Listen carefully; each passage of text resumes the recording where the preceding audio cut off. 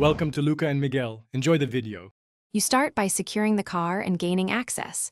Park on level ground, engine off, key out, engage the handbrake. Put on gloves to avoid skin oil on the new bulb. Grab the replacement, a Phillips, and a rag. Open the bonnet and find the headlamp rear cover or the wheel arch access panel on the Peugeot 208. This is where you'll reach the bulb.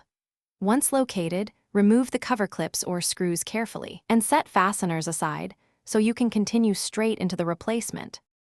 You now remove the old bulb. Squeeze or lift the connector tab and pull the plug straight back. Do not yank by wires. Once unconnected, peel off the rubber dust cap or unhook the retaining spring. Keep track of its orientation. Carefully withdraw the bulb, noting the base and filament position so the replacement seats identically. Compare the old and new bulbs for type and alignment. If they match, handle the new bulb by the base only, position it into the socket, and secure the spring or cap back in place. Once the new bulb is seated, reconnect the wiring firmly and test the lamp with ignition to position 1 or by starting the engine. Check low and high beams if applicable. If the light works, reinstall the dust cap or rear cover, refit screws and clips and close the bonnet. Clean fingerprints off the lens. If it does not light, stop and inspect.